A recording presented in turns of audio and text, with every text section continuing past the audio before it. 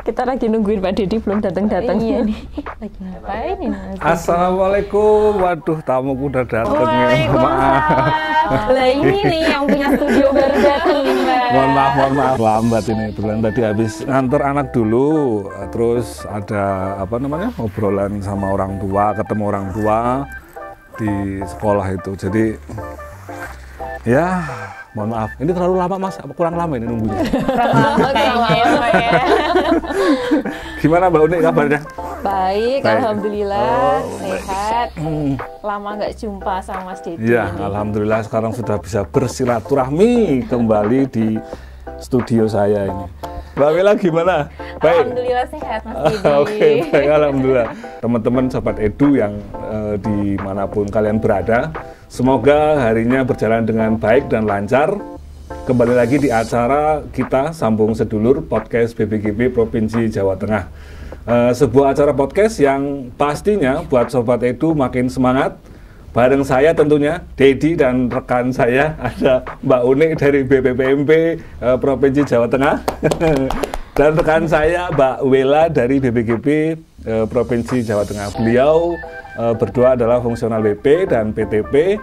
Sobat Edu, stay tune terus untuk ikuti informasi dan program BPGB Provinsi Jawa Tengah tentunya melalui media sosial, di YouTube channel, IG, TikTok, FB BPGB Provinsi Jawa Tengah. Kita kasih aplaus dulu untuk berdua. Berdua atau bertiga ini? Bertiga ya? Baik. Oh, jadi gini Mbak Uni dan Mbak Wela, beberapa bulan ke depan kita tahu akan ada penerimaan peserta didik baru, khususnya mungkin yang tadi saya ketemu dengan orang tua wali murid di sekolah anak saya itu dia kebetulan kan ada TK-nya, ada PAUD-nya. Jadi dia itu ketemu sama saya karena tahu mungkin background saya dari mana, dari BPGB. Jadi dia nanya, Pak saya mau ngobrol boleh nggak? Ngobrol apa gitu? Saya nggak punya utang loh itu. Kirain mau ngobrolin utang, ternyata enggak. Ngobrolin itu enggak, ini soal ini loh, anak saya kan bentar lagi udah selesai PAUD gitu, terus mau masuk SD. Gitu. Lah infonya kalau masuk SD itu sekarang apakah udah nggak pakai ini tes Kalistung gitu. Terus saya jawab, oh mungkin sekarang itu sepertinya sudah tidak demikian Bapak, karena terkait dengan adanya program penguatan transisi PAUD ke SD ini, jadi setiap peserta didik itu mempunyai hak yang sama pada saat dia mengikuti pembelajaran di kelas atau di sekolah, khususnya pada saat masuk SD. Nah ini jadi nyambung waktu kita sudah kemarin janjian untuk ketemu untuk bahas terkait dengan transisi PAUD ini. Nah ini Mbak Uni ini sebenarnya salah satu kebijakan pemerintah yang saat ini sedang banyak sekali beredar itu terkait dengan transisi PAUD dan SD. Ini sebenarnya apa itu Mbak? Oke, jadi program transisi PAUD SD itu sebenarnya adalah program pemerintah yang sudah digerakkan dari sejak tahun 2022 bahkan itu bahwasanya penguatan tentang pentingnya penyelarasan pembelajaran dari sejak PAUD ke SD, sehingga harapannya anak-anak yang bersekolah di SD ini bisa mendapatkan kemampuan-kemampuan fondasi yang penting ketika dia nanti akan melanjutkan pembelajaran yang selanjutnya. Karena sebenarnya usia 0 sampai dengan 8 tahun itu adalah usia dini. Usia dini, 0 sampai 6. Tahun. Oh, 8 tahun. 8 Berarti tahun. Kelas 1, kelas 2 itu udah masih usia bawah ya, masih. Betul, gitu. betul. Sehingga memang pembelajarannya harus diselaraskan. Sehingga salah satunya pemerintah ada program transisi PAUD SD ini. Nah, ini siapa sasarannya itu siapa? Apakah orang tua atau ini apa namanya, orang tua ataukah guru ataukah kepala sekolah atau pemerintah daerah itu? Tentu semua stakeholder ya, dalam hal ini pemerintah pusat, Kementerian Pendidikan, Kebudayaan, Riset dan Teknologi, kemudian dinas, kabupaten, kota dan provinsi, kemudian ada dari pihak satuan pendidikan dan juga ada dari orang tua. Jadi semua pihak itu berkolaborasi untuk mewujudkan hal ini, karena ini sesuatu yang sebenarnya sudah jadi kegelisahan lama dari seperti orang dulu tua, itu gitu. ada gap gitu ya Mbak Wela. Mungkin kalau anak Mbak Wela sekarang udah SD atau SMP? Anak saya masih 3 tahun. Oh, masih 3 tahun, berarti waktu sebentar lagi ya kita masuk SD gitu. Sudah memikirkan dari sekarang ya. Iya.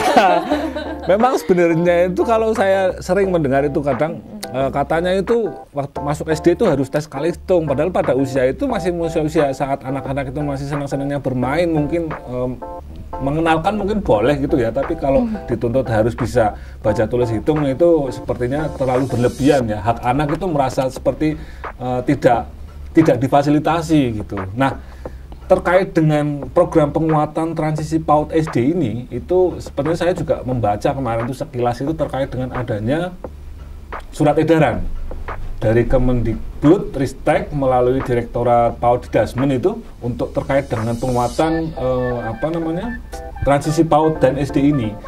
Nah, itu sejauh mana? Mungkin dari Mbak Uni, mohon maaf nih Mbak Wela nanti gitu ya. Saya Mbak Uni dulu gitu. Nanti dapat nanti nggak ada. Jadi sejauh mana nih rekan-rekan di BPPMP itu mengadvokasi terkait dengan adanya surat edaran ini ke dinas maupun ke satuan pendidikan, itu yang sejauh ini sudah sampai mana gitu? Oke, baik. Mungkin saya ceritakan kronologisnya ya. Boleh. Ini sambil ngopi apa? Mau kopi atau mau teh nanti? Boleh nanti. Boleh kopi. Aja. Mas Alip, kopi tehnya ya 1, 2 Mas Alip. Lanjut, Mbak. Oke, jadi BPPMP dan BPKP kan berkolaborasi. Betul, gitu ya. iya. Nah, BPPMP dalam hal ini kita mengawal kebijakan dari kementerian tentang program transisi PAUD SD. Jadi kemarin sudah ada surat edaran dari Jakarta tentang permintaan ke dinas kabupaten kota untuk menerbitkan surat edaran tentang transisi PAUD SD. Sehingga dari kementerian mengeluarkan surat edaran beserta template-nya surat edaran dinas kabupaten kota. Kemudian teman-teman dari dinas kabupaten kota sudah menyusun surat edaran yang ditujukan kepada pengawas, penilik, satuan pendidikan dan beberapa pihak yang lain untuk bisa penguatan tentang program transisi PAUD SD ini gitu, dan juga tentang adanya pembentukan forum komunikasi PAUD SD supaya pelaksanaan yang ada di lapangan ini memang benar-benar bisa mencapai dari tujuan dari pemerintah tentang transisi PAUD SD tersebut. Oke. Jadi itu sudah ada mulai berjalan gitu ya. Sudah ada edaran pusat, kemudian daerah. Dan sepertinya ada lini masanya ya, ada lini masa betul.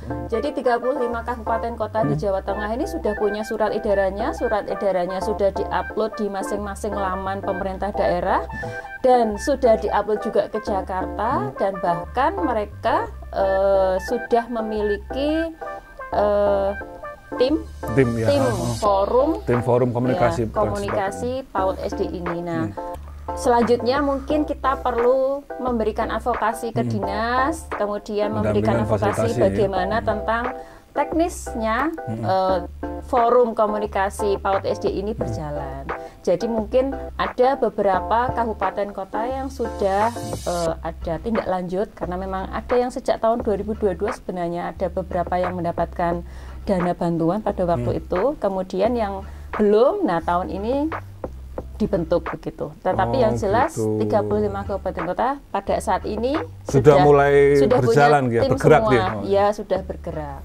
Baik, sekarang ke Mbak Wela ini, Mbak Wela. Mbak Wela, sebenarnya itu mengapa sih perlu adanya penguatan transisi PAUD dan SD itu? Iya, transisi PAUD dan SD ini seperti kita ketahui ya Mas Dedi, Mbak Uni kan di lapangan itu kita masih menjumpai banyak miskonsepsi ya. Oh, betul, betul. Oh iya benar. Di mana satuan pendidikan di sekolah dasar itu masih banyak yang memberikan tes calistung. Nah, ini seperti Mas Dedi tadi kan ya, ketemu dengan orang tua. Keresahan orang tua ya, bisa mungkin jadi keresahan orang tua dan keresahan anak betul, gitu ya. Betul. Anaknya mungkin belum resah ya. Nggak belum resah, orang tuanya udah resah dulu. Padahal sebenarnya kemampuan fondasi itu jauh-jauh lebih penting dibandingkan dengan hanya sekedar baca tulis hitung aja ya. Seperti kemampuan berliterasi numerasi, kemudian kematangan sosial emosional anak itu jauh-jauh lebih bermanfaat, lebih berguna sebagai kesiapan mereka menerima pembelajaran nantinya di sekolah dasar seperti itu. Seperti apa namanya kesiapan mental anak sekali, itu pada saat masuk ke SD, pengenalan lingkungannya, bagaimana betul gitu ya. sekali ya, pengenalan lingkungan itu sangat-sangat penting untuk anak dibandingkan hanya tes calistung tadi.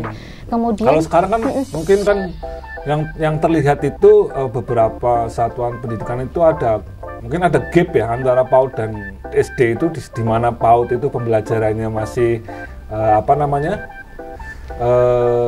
masih berfokus pada kesiapan anak dalam mendapatkan haknya untuk belajar dan bermain ya. Nah, itu tapi di SD itu sudah dituntut untuk bisa baca tulis hitung gitu. Jadi mungkin salah satunya mungkin itu gitu ya, tujuan dari untuk mengatasi gap itu agar selaras pada saat anak itu masuk SD dari PAUD itu bisa selaras mendapatkan haknya. Iya betul. Mungkin gitu nih. Iya betul sekali Mas Dedi. Kemudian juga seperti kita ketahui bahwa tidak semua anak itu mendapatkan pendidikan anak usia dini ya. Ada juga anak-anak betul, yang apalagi kemarin itu waktu COVID itu kan ya banyak anak itu nggak selesai di PAUD. Nah itu gimana itu kalau mereka itu sendiri pada saat PAUD-nya itu nggak bisa, maksudnya belum kelar ya, belum selesai, belum tuntas, pada saat masuk SD harus dituntut sudah bisa baca tulis hitung. Orang tuanya kayaknya kelepek-kelepek nih kalau kayak gini. Betul sekali. Bahkan ada yang nggak sekolah ya, yang kemarin itu ya. Ada yang terdaftar tapi pembelajarannya mungkin tidak hanya by WA ya, jadi nggak maksimal, orang tuanya nggak bisa by WA. Kemudian mungkin juga nggak disekolahkan gitu ya, jadi luar biasa terjadi learning loss yang lumayan pada saat COVID kemarin. Jadi sebenarnya transisi PAUD SD ini Mas Dedi itu juga untuk memberikan hak yang sama kepada anak PAUD maupun yang belum pernah mengikuti PAUD gitu. Mungkin bisa saya tambahkan Mas Dedi. Monggo silakan Mbak Umi. Jadi beberapa waktu yang lalu sebenarnya kan sudah ada kebijakan wajib PAUD satu tahun untuk masuk ke SD. Tetapi mungkin karena kondisinya memang sangat beragam di berbagai wilayah, mungkin masih ada juga anak-anak yang sama sekali belum. Tetapi pemerintah sudah mendorong untuk wajib PAUD satu tahun sebelum masuk SD gitu. Cuman kan kemarin emang ya spesial case ya dengan adanya pandemi COVID itu. Ini Mbak Wela, terkait dengan kemampuan fondasi ini, itu kan ada beberapa ya aspek kemampuan fondasi ini. Yang pertama mungkin kalau saya baca itu terkait dengan mengenal nilai agama dan budi pekerti. Itu contohnya seperti apa itu dalam perilaku dari aspek fondasi tersebut? Benar-benar Mas Dedi. Jadi memang ada 6 aspek ya untuk kemampuan fondasi itu. Yang pertama itu adalah mengenai agama dan budi pekerti. Nah itu bisa kita contohkan dengan anak-anak itu harus paham dengan konsep adanya Tuhan gitu. Kemudian anak-anak ini juga harus bisa menjalin interaksi dengan teman sebayanya gitu ya, baik yang memiliki kepercayaan yang sama maupun yang berbeda. Bisa saling menghormati juga. Iya betul bisa menjalin interaksi ya di antara sebayanya gitu Mas Dedi.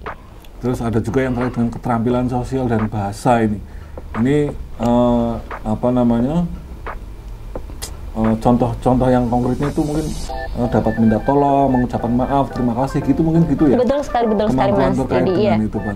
Jadi kemampuan sosial bahasa ini juga merupakan salah satu aspek yang sangat penting yang harus anak-anak bagian dari kemampuan fondasi. Betul-betul untuk kesiapan mereka nantinya bersekolah atau menerima pembelajaran di tingkat yang lebih lanjut. Jadi mereka harus bisa membangun komunikasi dengan baik dengan guru, dengan temannya, harus bisa mengucapkan kapan waktunya mereka mengucapkan maaf, tolong, terima kasih. Mereka bisa menempatkan kata-kata itu pengucapannya kapan, seperti itu, Mas Dedi.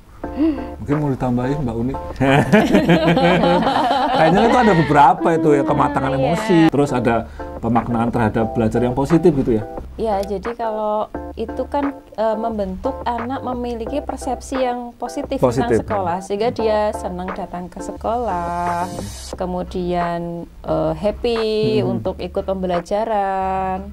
Termasuk dari ini apa namanya, pengembangan keterampilan motorik ataupun perawatan diri yang memadai untuk dapat berpartisipasi di lingkungan sekolah secara mandiri, ini mengelola barang-barang milik sendiri gitu ya. Jadi anak-anak itu bertanggung jawab, misalnya dia bawa gembes, gembes tahu nggak, Mbak? Itu ya, gembes apa itu? Gembes apa? Kalau orang jadul tahu ya. Tahu gembes. Kalau sekarang bawanya botol gitu ya. Kalau anak-anak dulu kan bawanya gembes gitu. Ya, jadi misalnya gembesku mana itu? Anak sudah bisa menyiapkan misalnya minumnya sendiri, bekalnya sendiri mungkin yang simpel-simpel mungkin ya, kemudian memasukkan ke dalam tas, dibawa ke sekolah, kemudian nanti di sekolah bisa membereskan lagi, dimasukkan ke dalam tas. Begitu juga misalnya untuk mempersiapkan diri, dia bisa berpakaian sendiri. Perawatan medikur berarti bisa tuh. Terlalu jauh itu. Oh, terlalu jauh. Itu buat maknya. Setelah mandi, persiapan pakai baju sekolah gitu kan. Bagaimana sih pakai baju yang rapi yang bagus, gitu kan. gitu ya. Kemudian nanti setelah sekolah dia juga bisa merawat kan supaya bajunya mungkin tidak kotor atau bagaimana gitu kan. Pulang sekolah dia juga sudah punya tanggung jawab untuk membuka baju, meletakkan di tempat baju yang kotor gimana gitu kan. Cuci tangan gitu kan pulang sekolah. Kemudian melakukan aktivitas yang lain, misalnya kemudian kalau waktunya sholat misalnya, kemudian sholat, kemudian waktunya makan siang, kemudian terus bagaimana dia ada jadwal nih bubuk siang gitu misalnya. Jadi dia sudah bisa melakukan bertanggung jawab dengan kebutuhan life skill-nya sendiri gitu. Jadi memang benar itu hanya tidak hanya sekedar dituntut untuk baca tulis hitung, tapi sebenarnya lebih luasnya itu terkait dengan kemampuan fondasi hidup sebenarnya. Ya, kemampuan mendasar manusia bisa mengurusi, memanage dirinya sendiri.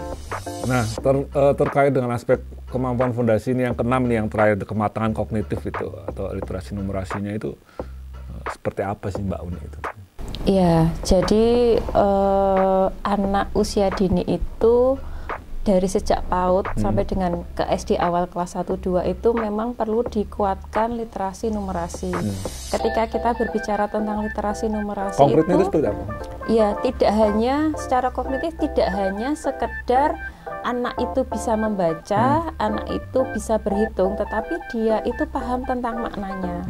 Misal ketika masih di PAUD, anak dibacakan cerita, dia paham enggak tentang ceritanya? Jangan-jangan ketika dia dibacakan, dia enggak tahu alur ceritanya. Pikirannya kemana-mana.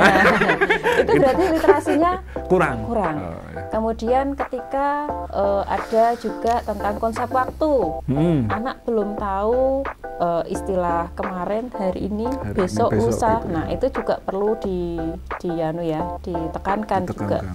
Jadi literasi, numerasi, dan juga konsep waktu. Oke, makasih Mbak. Nah, ini sebelum lanjut, tak ambil minum dulu. Oh, siap. Ini kasihan, medannya kosong. Sebentar.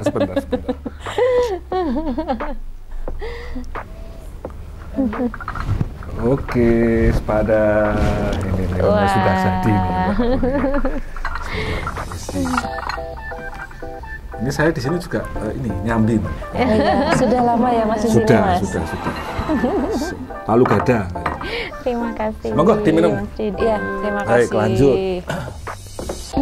Jadi, nah, untuk program penguatan transisi PAUD SD ini kan mungkin dari teman-teman PTK ini Mbak Wela. Jadi kalau kita tahu bahwa nggak mungkin kan kita harus nunggu narasumber ataupun mencari narasumber untuk teman PTK ataupun harus dia itu harus mulai dari mana sih untuk bisa mencari informasi atau menguatkan dirinya terkait dengan penguatan transisi PAUD dan SD ini untuk teman-teman PTK, kepala sekolah mungkin atau teman-teman guru itu. Ya, benar sekali Mas Dedi. Jadi untuk rekan-rekan guru ini sudah mulai bisa belajar secara mandiri Mas Dedi. Nah, kita punya yang namanya platform Merdeka Mengajar. Oh, di PMM ada. Di PMM itu sudah Mantap lengkap sekali. Komplit berarti ya. Jadi penting banget untuk semua rekan-rekan guru itu mengeksplor itu ya platform Merdeka Mengajar yang sudah dimiliki. Saya yakin setiap guru pasti sudah punya lah ya platform Merdeka Mengajar. Berarti di modul pelatihan itu ada? Ada, dan di situ ada 2 modul Mas Didi. Oh gitu. Mengenai penguatan transisi PAUD SD ini.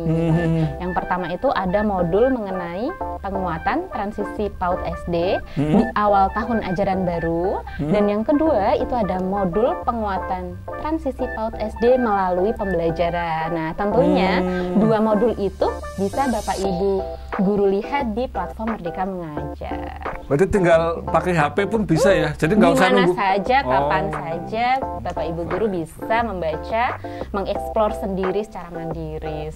Nah ini lanjut Mbak Wela, jadi dengan adanya program penguatan transisi PAUD SD ini kan diharapkan terjadinya perubahan pada berbagai kegiatan di satuan pendidikan. Nah ini kira-kira itu apa yang diharapkan dari perubahannya itu apa gitu? Iya, jadi dengan adanya transisi PAUD SD ini ya Mas Dedi, nanti diharapkan semua satuan pendidikan di sekolah dasar itu tidak mensyaratkan lagi adanya calistung untuk penerimaan peserta didik baru. Yang sebentar lagi ada iya, gitu betul. ya? Itu baik untuk anak yang sudah mengikuti PAUD maupun yang belum mengikuti PAUD. Kemudian yang kedua, di masa pengenalan sekolah, nah ini sekolah ini sudah bisa merancang suatu kegiatan ya Mas Dedi ya. Jadi ada kegiatan untuk pengenalan sekolah, baik itu untuk anaknya sendiri maupun orang tua. Nah, itu pengenalan terhadap lingkungan sekitar, itu maksimal 3 hari, seperti itu Mas Dedi. Kemudian guru-guru ini juga bisa menyiapkan adanya assessment ya, assessment untuk para murid-murid ini di awal tahun ajaran baru. Dan yang ketiga itu di masa pembelajarannya nanti, para guru ini harus sudah bisa menyiapkan pembelajaran yang menyenangkan. Betul sekali, sehingga anak-anak itu mendapatkan pengalaman pembelajaran yang menyenangkan. Bisa membangun kemampuan fondasi gitu ya? Tentunya seperti itu Mas Dedi, bisa meningkatkan kemampuan fondasi mereka. Saya lanjut ke Mbak Uni ini. Penguatan transisi PAUD SD ini kan tidak hanya untuk pemerintah daerah atau dinas ataupun guru ataupun kepala sekolah atau di satuan pendidikan, tapi juga untuk orang tua. Ini apa yang harus perlu diketahui oleh orang tua gitu terkait dengan program penguatan transisi PAUD SD ini? Ya, memang orang tua harus tahu tentang informasi ini karena seperti tadi yang pada awal kegiatan kita sudah saya sampaikan, ini sebenarnya sudah kegelisahan lama ya. Termasuk saya yang jadi orang tua gitu ya, walaupun anak saya sekarang udah gede. Jadi kegelisahan orang tua gimana anak saya mau masuk ke PAUD, yang di PAUD itu pembelajarannya bermain, sementara ketika masuk di SD harus ada tes calistung, kemudian pembelajarannya juga drilling gitu ya. Nah itu kegelisahan yang sampai harus diles-lesin gitu ya? Iya, sampai harus diles-leskan di usia karena itu. Karena takut anaknya nggak bisa masuk SD. Betul. Nah itu, sehingga itu sebenarnya sudah lama sekali. Nah sebenarnya program ini merupakan jawaban atas kegelisahan itu. Nah ini orang tua, saya kira tidak hanya yang di SD tetapi juga dari PAUD. Jadi melalui kegiatan parenting atau mungkin kalau di SD kegiatan komite atau mungkin pada waktu pertemuan awal tahun ajaran baru disampaikanlah ke dua belah pihak satuan pendidikan ini, 2 jenjang ini, bahwasanya agar mereka mengetahui bagaimana pembelajaran untuk anak usia dini itu yang baik ya, yang sesuai dengan usia mereka, bahwa usia mereka memang butuh pembelajaran yang menyenangkan, bermain, kemudian membuat anak nyaman dan lain sebagainya, sehingga pembelajaran di PAUD seperti ini, kemudian akan diteruskan ada transisi di SD dengan pembelajaran yang sudah disiapkan pemerintah tadi ya. Jadi dari sejak PPDB-nya nggak pakai calistung, kemudian ada masa pengenalan lingkungan sekolah dan gurunya membuat asesmen awal ya. Asesmennya itu bahkan sudah alat bantunya juga sudah diberikan pemerintah di modul. Kemudian bagaimana sih melaksanakan pembelajaran selama di kelas awal, kelas 1-2 ini dilaksanakan. Jadi mereka harus diberitahu supaya tidak ada kegelisahan lagi yang dialami kami orang tua yang dulu-dulu gitu ya, ketika memasukkan anaknya ke PAUD dan ke SD. Jadi yang ke PAUD jika tidak menuntut anaknya harus bisa baca tulis itu, yang masuk ke SD pun juga gurunya jangan menuntut anaknya sudah bisa. Sebenarnya mungkin perlu saya garis bawahi. Kalau misalnya itu sebenarnya kalau di PAUD itu bagaimana kalau anak-anak itu tapi boleh ya dikenalkan dengan baca tulis hitung? Boleh. Jadi baca tulis hitung itu tidak haram di PAUD ya. Tidak haram. Tetapi caranya saja yang harus dengan cara yang bermain ya. Jadi pengenalan ya menyenangkan. Jadi boleh. Nah, biasanya nanti kan ketika sudah melalui fase fondasi di PAUD, anak nanti akan ikut di SD itu baca tulis hitung ini tidak menjadi target yang ini ya, jadi lebih kepada anaknya sudah siap untuk masuk ke jenjang sekolah dasar gitu. Jadi memang orang tua wajib tahu supaya kerja antara sekolah, pendidiknya, kepala sekolah itu juga bisa enak karena harus ada dukungan orang tua. Kira-kira gitu Mas Dedi. Siap Mbak Uni. Nah ini Mbak Wela ini, apakah dengan adanya program penguatan transisi PAUD SD ini BPGB siap nggak ini menjadi fasilitator teman-teman PTK itu? Iya, selalu siap. Selalu siap gitu selalu siap dan harus siap ya Mas Dedi. Karena memang ini salah satu program yang sangat penting sebenarnya. Yang disampaikan Mbak Uni yang tadi itu bahwa salah satu kegelisahan yang teramat gelisah sebenarnya. Karena kadang orang, enggak apa-apa itu di SD itu enggak ada tes kalitung, tapi waktu saat mendaftar tiba-tiba ada tes kalitung. Itu gimana nanti kalau seperti itu? Kalau misalnya ada seperti itu bagaimana itu? Sebenarnya dinas dalam hal ini kan sebagai pengendali ya untuk yang di daerah ya. Kalau kita BPPMP, BPGP, kita mungkin tidak akan secara turun langsung ke satuan dalam hal itu. Mungkin dari pendampingan penguatan advokasi yang dilakukan dinas kesatuan termasuk lewat forum PAUD SD ini adalah untuk memberikan penguatan dan juga untuk pemahaman dan juga untuk ini controlling juga ya, controlling memastikan bahwa itu tidak akan terjadi begitu. Jadi ada di situ kan juga ada mungkin pihak masyarakat juga ya, orang tua kan jadi tahu juga bahwa itu organisasi mitra juga. Sebetulnya saya juga lihat ada pendaftaran mitra gitu ya, untuk sama-sama saling menguatkan. Iya, saling menguatkan, dengan program transisi PAUD SD ini.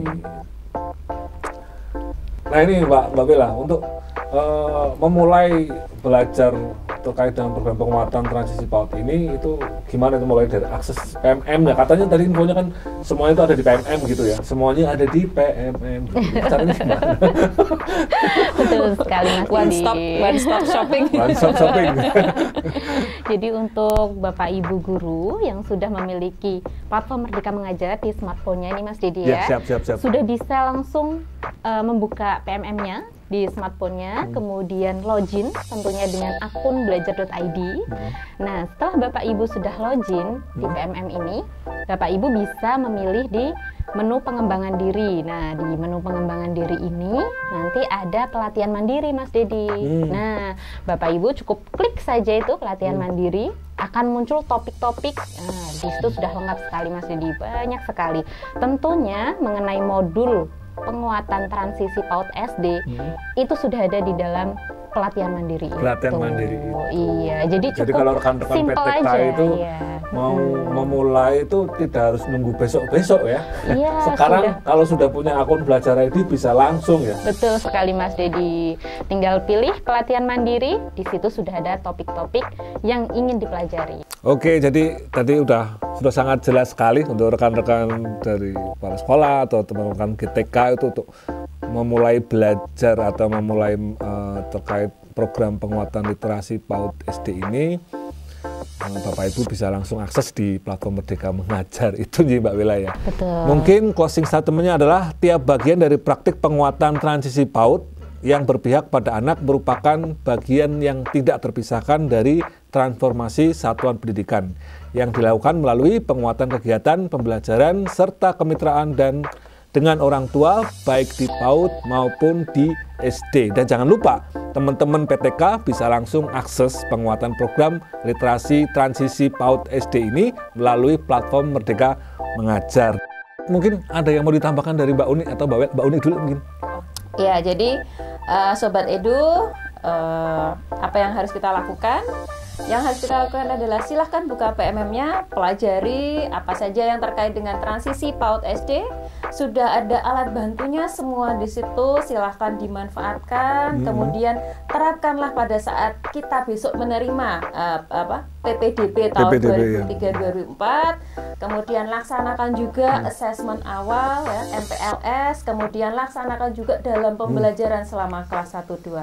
Itu aja. Jadi tinggal baca dan terapkan ya. Oke, terima kasih Mbak. Mungkin ada tambahan Mbak Bella? Ya, benar sekali tadi sudah lengkap disampaikan oleh Mbak Uni ya, Mas Dedi ya. Siap. Pokoknya kita inginnya di tahun ajaran baru ini nanti tidak ada satuan pendidikan sekolah dasar yang mengharuskan peserta didiknya itu harus tes calistung. Nah, itu Siap, pokoknya gitu. semua guru, rekan-rekan guru di sekolah dasar, kami mohon untuk menerapkan peraturan ini. Semua satuan pendidikan untuk tidak menerapkan tes calistung di sekolah. Jadi kemampuan fondasi itu lebih penting, yaitu kemampuan literasi numerasi daripada hanya sekedar membaca, menulis dan berhitung. Kemampuan literasi itu sangat penting dibutuhkan oleh anak-anak kita. Jadi mereka harus bisa menyimak, kemudian menyampaikan gagasannya. Nah, itu jauh lebih penting ya Mas Dedi. Kemudian untuk kemampuan numerasi anak itu mengenal angka, kemudian mereka juga mengetahui bangun, konsep bangun dan ruang. Kemudian mereka juga mengenali suatu pola, menganalisis data. Itu juga lebih penting untuk disiapkan anak-anak menuju ke pembelajaran di sekolah dasar. Nah, agar selaras gitu ya? Iya, seperti itu Mas Dedi. Oke, Sobat Edu, gak terasa kita sudah hampir 1 jam. Dan menemani Sobat Edu, sudah saatnya kita berpisah. Tapi jangan takut, karena besok Dedi akan menemani kalian kembali pada program yang sama di Sambung Sedulur Podcast BPGB Provinsi Jawa Tengah. Mungkin sampai di sini dulu kebersamaan kita pada podcast kali ini. Maaf kalau ada salah kata, Mbak Uni, Mbak Wela. Terima kasih atas kebersamaannya. Saatnya saya pamit. Selamat beraktivitas dan salam sehat untuk kita semua. Salam Merdeka Belajar. Wassalamualaikum warahmatullahi wabarakatuh. Waalaikumsalam. Dadah. Terima kasih dulu Mbak. Monggo.